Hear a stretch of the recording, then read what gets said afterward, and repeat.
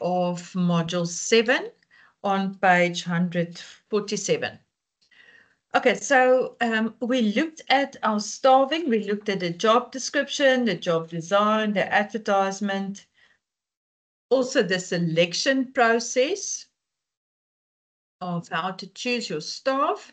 So now we actually looked at a few of these things already, but let us just briefly talk about this again. So training and development. Now, if you look at any business that are operating, they are not operating on their own. They are working in a macro environment where there is total change due to threats and also opportunities. And then there's also internal environment changes, which then will have an effect on the strengths and also the weaknesses of the business. Okay, so here we are looking at new candidates who then join the business for the first time. They might need to undergo an induction program that we've discussed on Wednesday as well. And then existing employees need to refresh their knowledge. Then technology constantly changes, and that then will create a need for training as well. Employees also aspire to be promoted. They will need to be trained for higher level jobs as well. So the value of training and development, bottom of page 147, all employees on the different levels of the business will then need to be trained. And the reason for that is to develop the development of employees to prepare them for promotional opportunities. Also to improve productivity, to improve profitability of the business, and also to better the employee performance. That is then actually linked to the productivity, no? And then also to increase employee morale, to be able to work together in a team, to understand how to do that, and also to increase the innovation and the ability to stay competitive.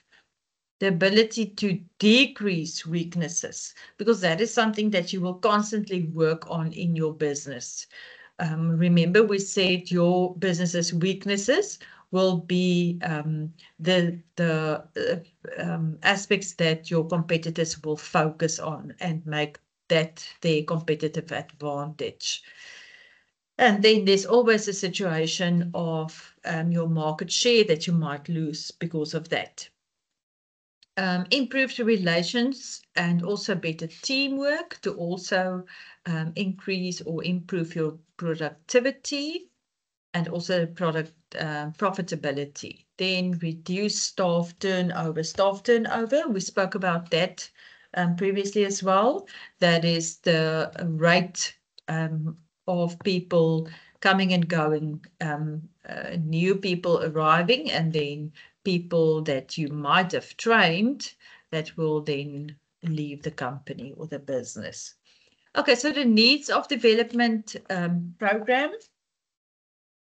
We have various fields of employment where the employees need to train and also update their skills constantly. I think it's more a matter of updating than training, because from time to time, with all the aspects that are changing, it might rather be updating.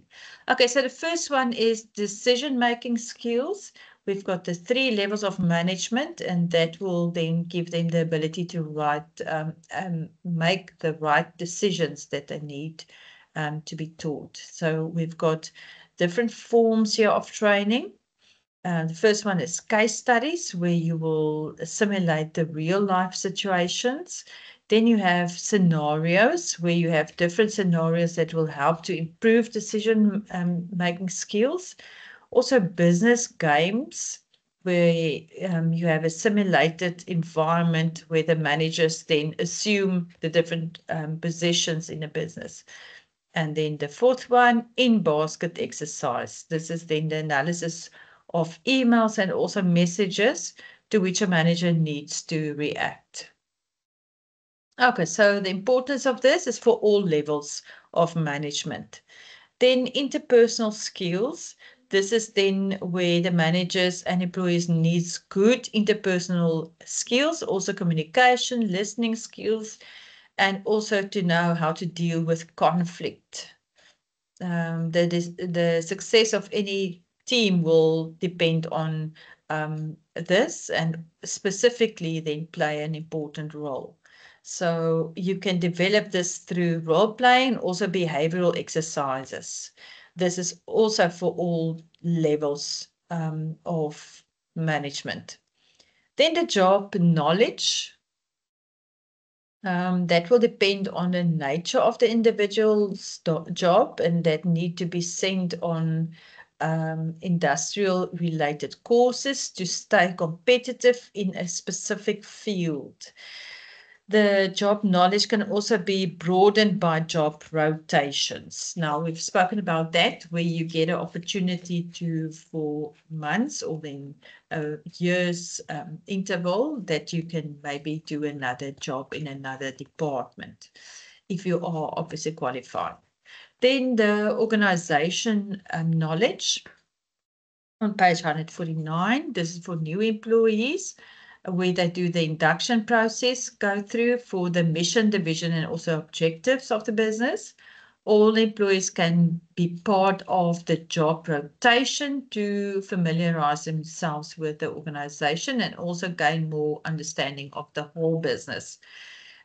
Promising employees should be given opportunities to serve on boards or committees to be trained in managerial aspects. Then the general knowledge. This referred to the business skills in general, or then specific projects to broaden their knowledge. And then the specific individual needs, where every individual has strengths and weaknesses. It is important for a business to build on the strengths and then also provide further training in specific fields, and then also to try and eliminate the weaknesses by sending this person on training.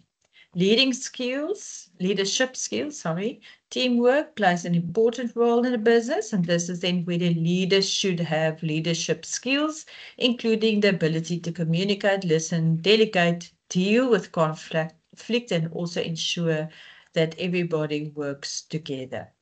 Next one is teamwork skills. You will always be part of a team, as you are going to work in a small or a big company. Some will lead and others will follow. And then some will simply go with the flow and others will be outspoken. So team members will not be the same. So the result of that might be conflict, which may be a good, depending on how the team deals with this. And that is why some employees should be trained in teamwork skills. Next one is a critical thinking and also creativity skills. That is ability to think reasonably and to refrain from personal bias, emotional responses, and also subjective opinions. This means that you can look at the input of the data in a certain situation and come up with creative ideas to break away from doing things in a certain way, because this is the way things have always been done. It's very difficult to change this. Then last one, time management skills. This will then improve productivity in a business, and all employees should go through this type of training to make them aware of habits that waste time. Okay. Then the performance appraisal is the next thing that we're going to look at. And this is then important, a very important part of any enterprise, where the process will involve managers measuring and also employees' work or job performance against determined standards that was set in the job description, and then also recording the results and then use that as a result to promote constructive feedback and also guidance to an employee. So the feedback that will then provide, will ensure that the employees understand where and why they need to improve. That will also determine which employees require training, who can be promoted, and sometimes who should be demoted. Okay. They can also evaluate employees for salary increase purposes, also determine training needs and identify employees who have the potential to become managers, motivate employees to increase their performance, and then correct unacceptable work performance. Then we are going to look at the performance process, performance appraisal process. On page 151, we've got 4 steps here. The first one is set the goal of the performance appraisal. So this will be based on the employee's job description, as we've discussed right in the beginning of the module on Wednesday. So HR or the management will develop specific performance goals that was then set according to your job description or then position. They write the performance goals down to determine the extent to which the employee contributed to the business reaching its objectives. Then step 2, choose a suitable appraisal technique. So you can use various techniques here, like self-appraisal, where the employee then rates himself or herself, questionnaires, also rating scales and comparisons. Step 3, conduct the appraisal, and that is in the implementation. It depends on a specific appraisal technique that was used, that we've mentioned in step 2. No? Each employee would start by doing a self-evaluation based on the performance goals, and that was set, and then prepare. That will this means that the employee is prepared during the appraisal and has then considered their performance. The performance appraisal can be conducted by an immediate supervisor, the HR department, peers, or colleagues that are on the same level, also the employee themselves, and then also a combination of the ones that we've mentioned just now. The appraisal is done according to the predetermined objectives in step 1. Then step 4, provide feedback, and this is then where you review the results. So the results are discussed with the employee during a one-on-one interview. Recognition will be given to the employee where the objectives have been reached. Where they have not been reached, they can send to or course of action will be determined. So what are going to be the next steps that you're going to follow? Maybe training or more opportunities to then achieve the goals. Few guidelines to give feedback. Concentrate on the positive aspects. Avoid being negative. Do not criticize the person. Concentrate on the performance, not the person. No? Then keep feedback confidential, and then also offer support and training where needed. Now on page 152, going on to page 153, you will see an example of a performance appraisal form, what it would look like. So you'll see right at the top it says employee, and then the employee number, the job title, evaluation date, and then evaluation criteria.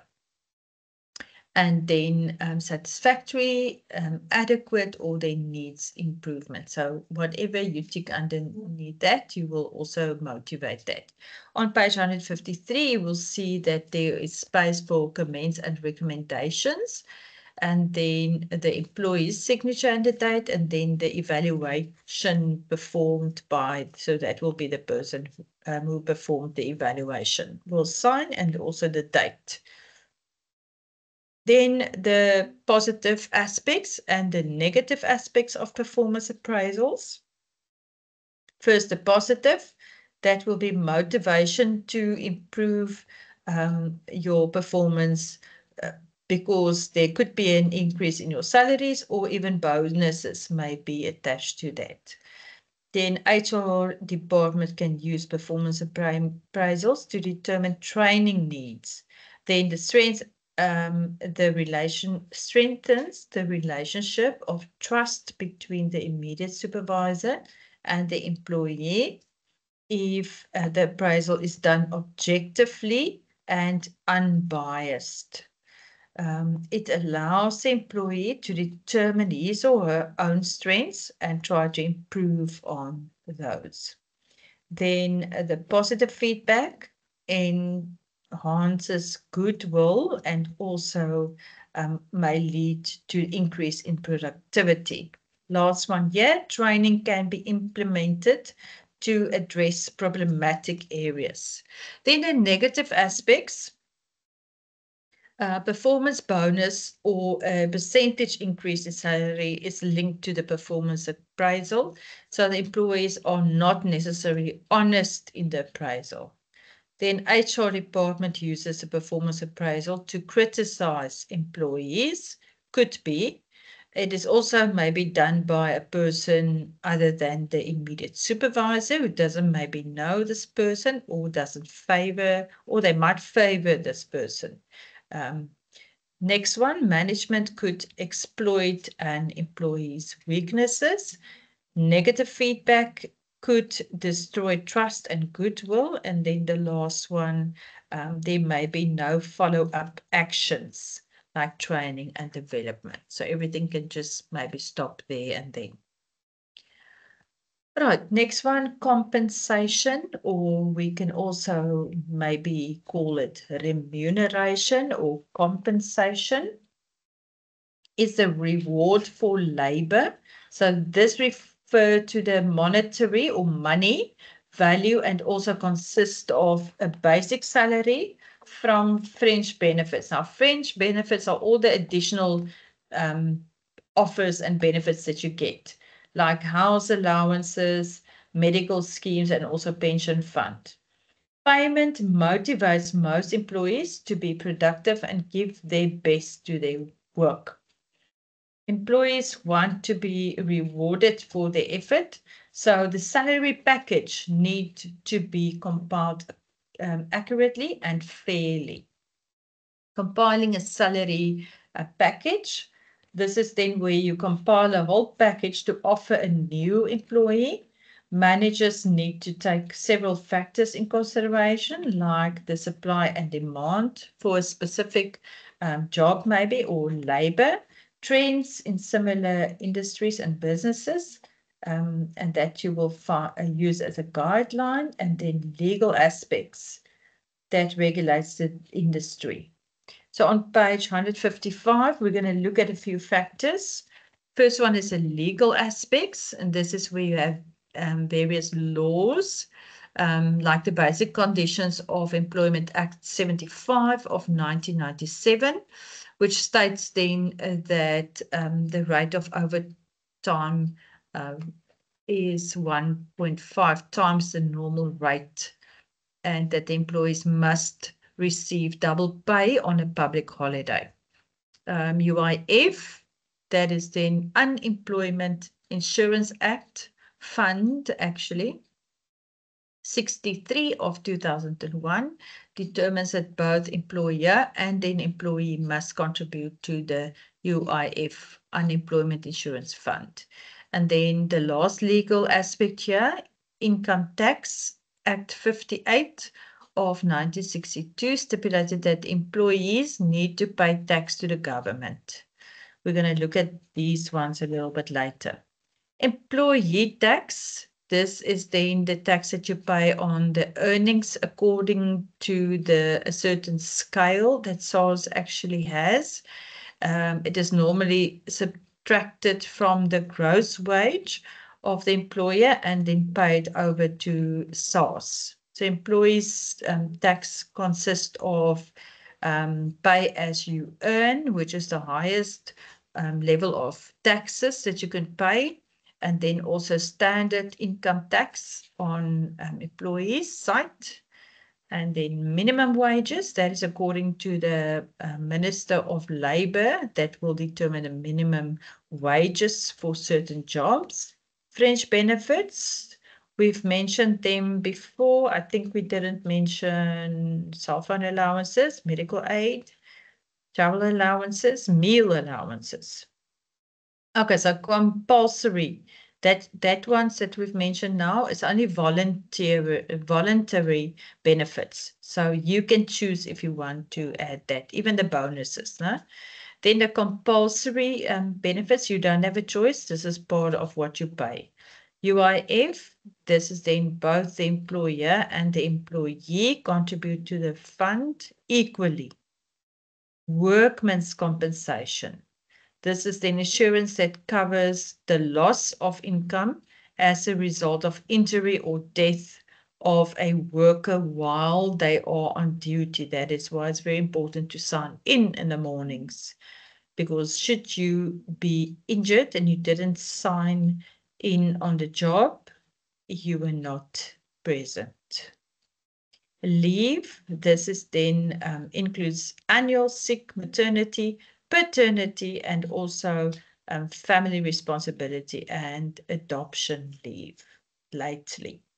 Cost of living is determined by the inflation rate. That is what the whole boo-ha is about with the VAT. And the Minister of Finance's speech, and also the whole debate that is afterwards, because no one wants to pay more, no? Because the cost of living is very high. If there is an increase in inflation, it means that the cost of living will also become more expensive. So everything is going to go up. Petrol, food, clothes, everything. The inflation rate is normally a good indication when it comes to negotiation with trade unions for an increase in wages and salaries. Then the financial position of the business. What is a financial position? And also, what can the business afford to spend on salaries and wages? How well does our organization pay when compared with other similar businesses? And then a business needs to stay market related with remuneration so that it retains its employees. Otherwise, you're going to have staff turnover. Other aspects, qualification, years of service, and also seniority must also be taken into account. Okay, then next up is the elements of a remuneration package. Page 156. We have various methods of payment depending on the nature of the job. And also the employee can be paid as follow, either basic salary plus benefits, basic salary plus commission and benefits. This is more the private sector that we're talking about here now. Commission based only, and then hourly rate depending on the normal time and also overtime, divided into normal time and overtime. And then piece work rate. This is now per piece of job that you are doing. Could be any of those. Okay, the factors making up a typical remuneration package. We have here cost of to company. This is where the employer pays you and consists of your gross salary before any deductions. Also, any other benefits like your housing subsidy, portion of your medical fund, or any type of allowances such as car allowances. Then we've got taxation, as we've mentioned, and that is calculated on an employee's gross salary. SARS will provide a tax table according to which the tax is payable, and that is what you see there at the under the example. Then the unemployment insurance fund, we've spoken about that. Pay as you earn, we've spoken about deductions. And then net salary is obviously the amount that is paid into your bank account. We've got an example there of a remuneration package on page 157. And then also an example of what it could look like, how to calculate the gross and net profit, gross and net salary of your employee. So you will actually just use that information and just add it up. Going on to page 158. Activity 7.13, I'm going to give that for you as homework, which we will do afterwards. I really want to finish this module. Okay, so how to calculate the gross and net profit, salaries. That is then, as I said, on page 158. Then the labor legislation. Okay, important here is on page 159, labor relations deals with the relationship between the employer, the business, and also the employee, which is most of the times the trade union and the government. So these are the three pillars of the labor relations then. So the employer and the employee are primary role players, and then the government is a secondary role player. So the contract will be between the employer and the employee, and then the government will just actually provide the statutory framework, which is then the legislation, the laws, and all of those things. Okay. The importance of labor relations. This is now on page 160. Please listen carefully. So good labor relations between employers and employees are very important. You always want to have a win-win situation.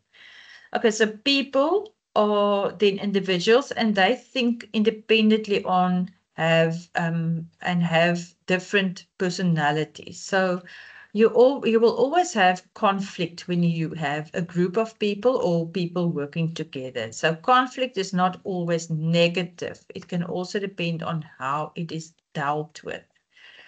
The conflict cannot, if it cannot be resolved, it may lead to a dispute. So a labor dispute can then affect the productivity of a business, and this may lead to strikes or then stayaways. Laws state how to resolve the dispute legislation. We will look at the process just a little bit later. Then the labor relations strengthen the relationship between the employer and the employee and ensure that both parties are treated fairly. Then the trade unions. They are regulated by the common law. Common law is something that will tell you those lessons that your mom told you that when you were little. You can't take someone else's things if it doesn't belong to you. Respect people. If you're cross with someone, you can't just go and kill them. That is common laws. Things that everyone knows that is law, actually. Constitution, this is our new democracy that actually concluded that. And then the labor laws to protect the employer and the employee.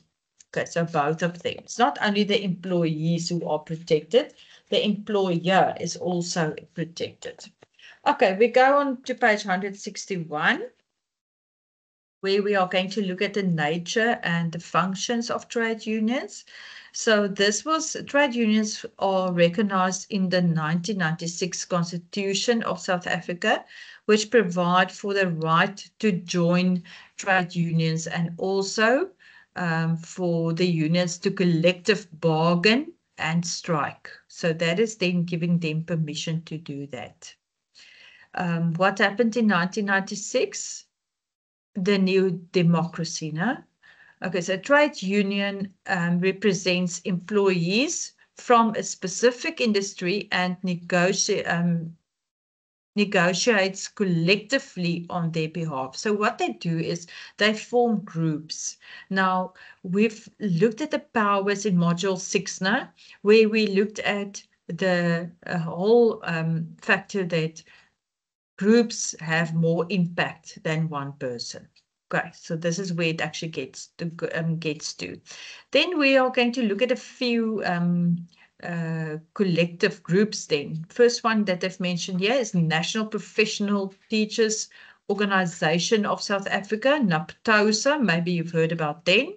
And then South African Democratic Teachers Union, SADTU. And then maybe you've seen this red wave going through either Johannesburg or then Cape Town. And no, it's not EFF, it is COSATU, no? Congress of South African Trade Unions. Okay, so they don't stand for one specific group, but they are an umbrella body who then actually covers quite a lot of trade unions, not trade unions, markets, only trades. Okay, so the trade unions generally have the following functions. They negotiate for better salaries and wages, and then they also negotiate for better benefits. So they work for the people. Opposing retrenchments, also assisting members in disciplinary hearings and grievances, monitoring equality in the workplace, and then also assisting members in unfair dismissals. What they also do is they have the following rights. They have the right to access the workplace, to recruit or meet with members, to hold meetings outside working hours, and to also conduct a ballet. So should they need a ballet is a process of voting. Should they need your number or your vote, they are allowed to do that. To deduct subscription fees from members, also to help employees to elect a colleague to represent them in the union. So employees have free association. They can decide to which trade union they want to belong. And this is according to Section 4.1 of the Labour Relations Act 66 of 1995. Employer also have to be willing to negotiate with a trade union. That is the employer, no? First, they has to be recognized by the employer through a recognition agreement. And this is a formal agreement between the employer and the trade union, in which the employer then recognizes this trade union. The trade union, it should be recognized and then has the sufficient, if they have the sufficient representation, meaning people want to belong to them. Its objectives should be clear and to the advantage of the employees. And it must have power. Now, if you have power, you have numbers. Okay, so if there's only 2 people or 50 who wants to belong to a certain trade union, it's not going to work. But if 50 wants to belong to COSATU or a specific trade union, that is going to work. Next up is a collective bargaining, page 162. This is then where you negotiate substantive and also procedural issues. So substantive issues, this is the important matters like working conditions, also salaries and fringe benefits, and the procedural issues is anything regarding processes, dismissals and grievances. Okay, so if it's not resolved, meaning you didn't find a solution, it could then lead to a dispute. Now, the dispute needs to be dissolved at the bargaining council or at then the Commission of Conciliation not reconciliation, conciliation, mediation, and also arbitration. Maybe you've heard about CCMA before. So what is collective bargaining?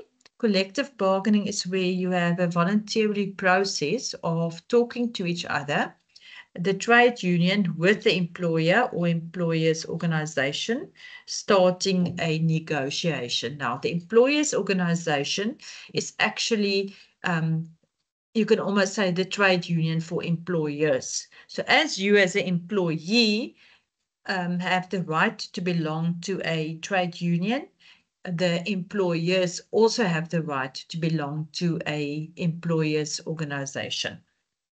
Then also trade union initiated, then the dynamic in nature, also a two-way process of pressure and also counter pressure.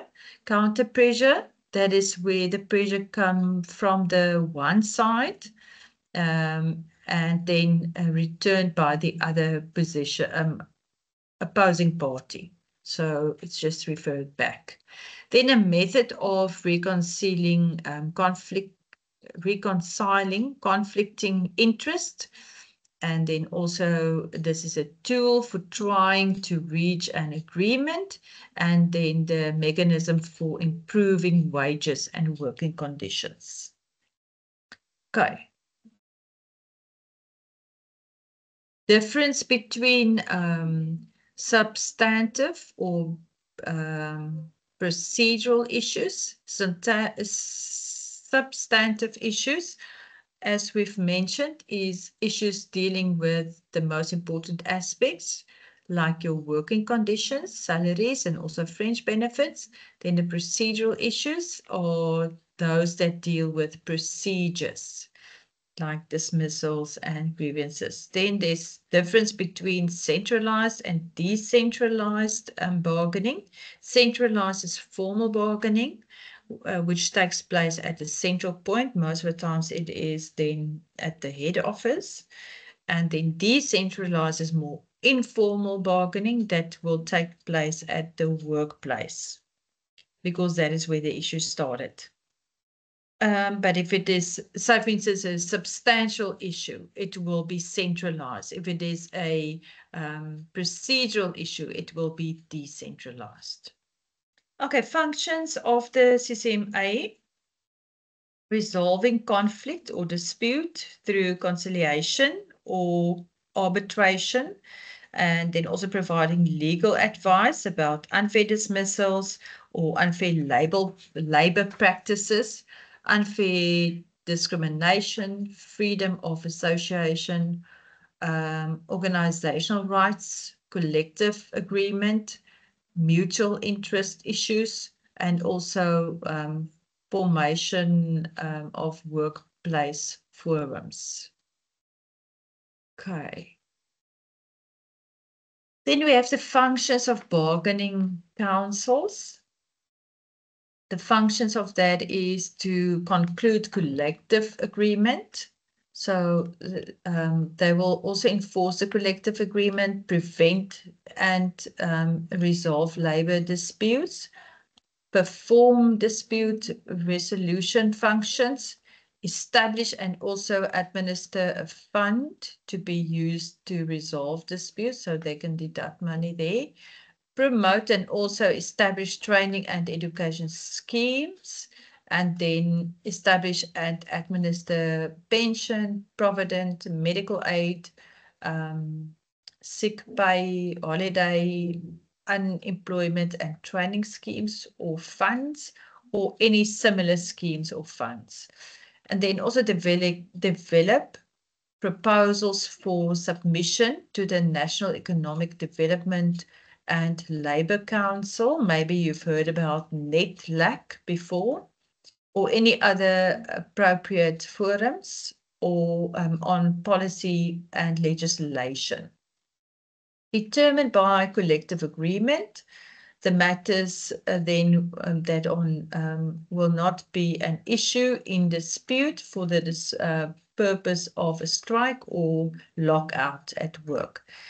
Discuss additional matters for consultation on workplace firms, and then what happens when an agreement cannot be reached. Now, this might lead to declaring a dispute. If the dispute is not resolved, it will result in industrial action. Industrial action can take various forms, and that could be either in the form of a strike, which is announced by the trade union, and also a lockout, which is announced by the employer, where the employer will refuse the workers to enter their workplace. Obviously, a strike will be where the employees won't refuse to enter the workplace. So a strike means employees withhold their labor.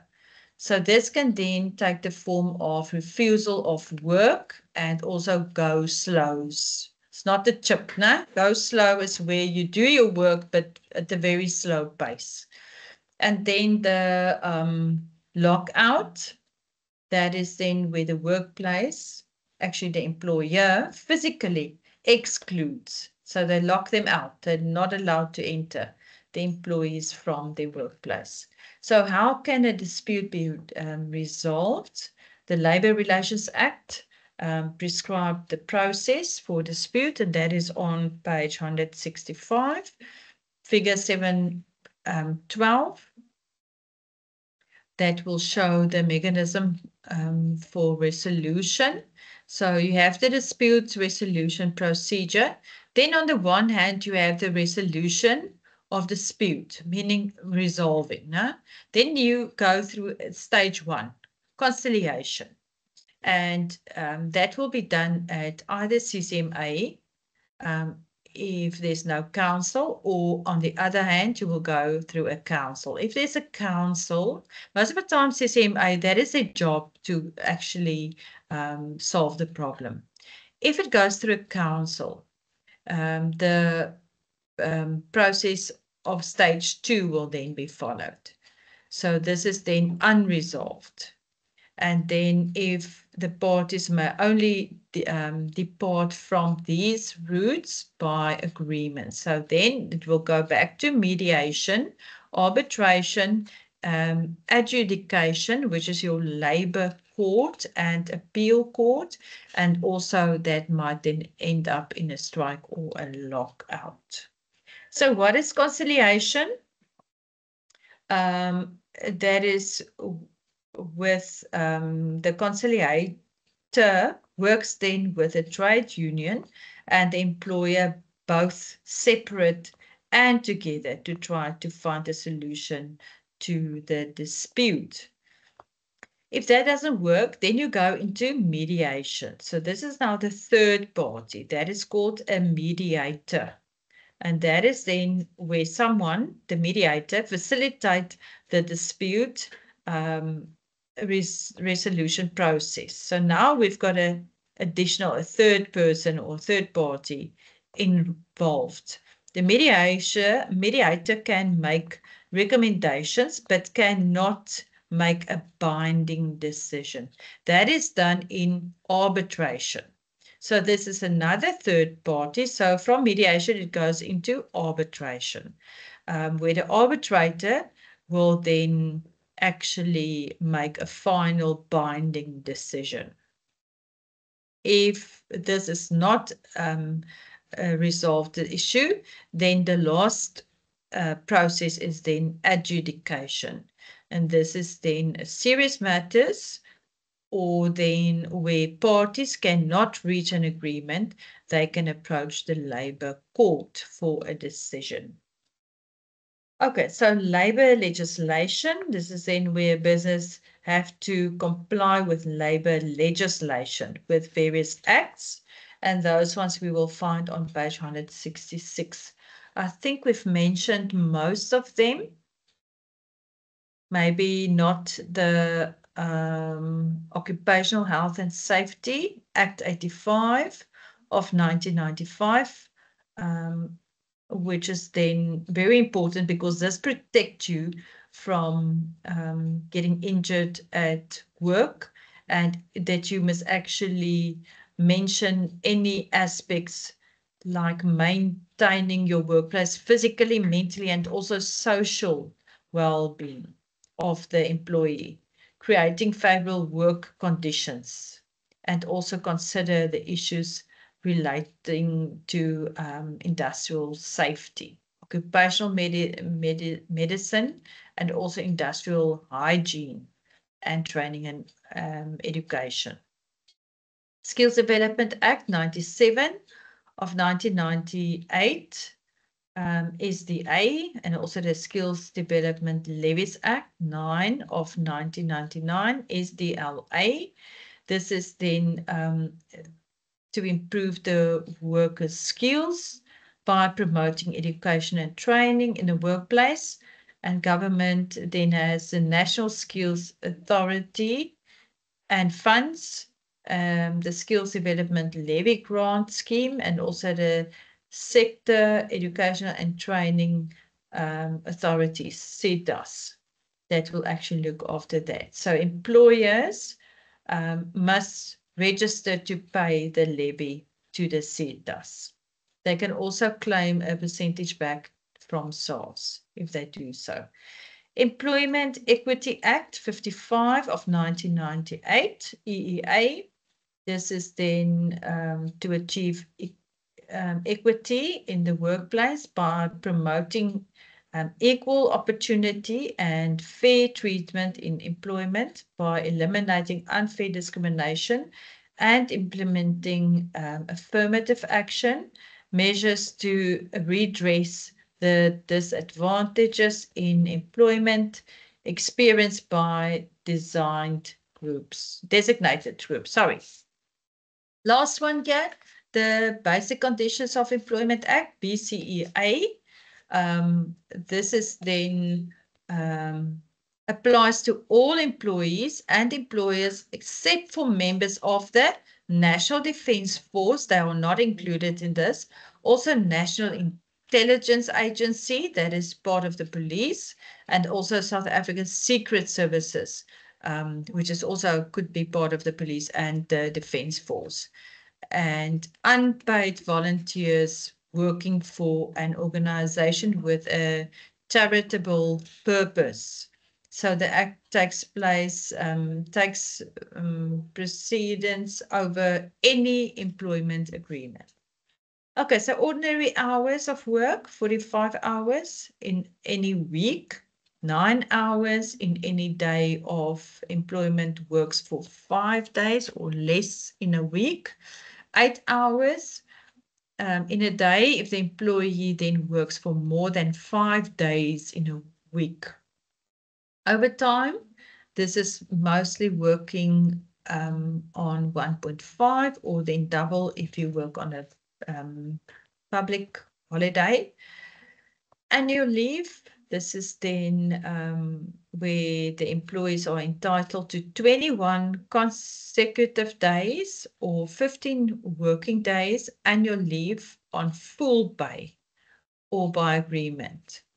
1 day for every 17 days worked or 1 hour for every 17 hours worked.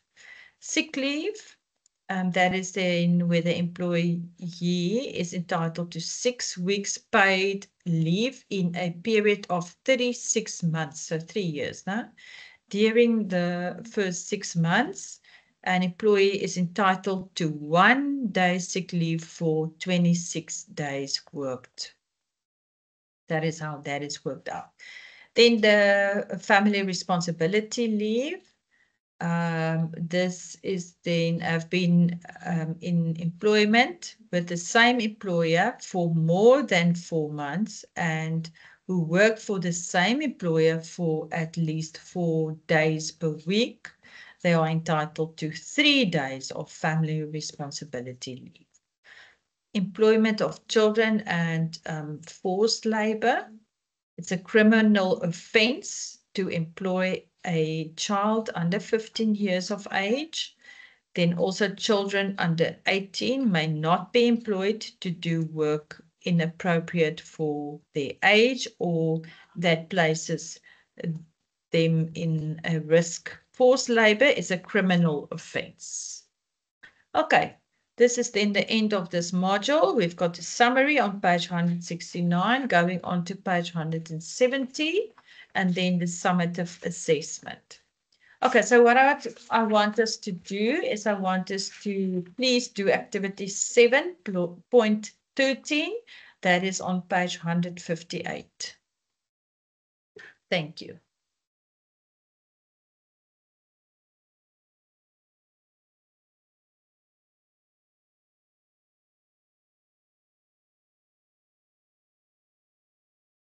We will mark that one tomorrow.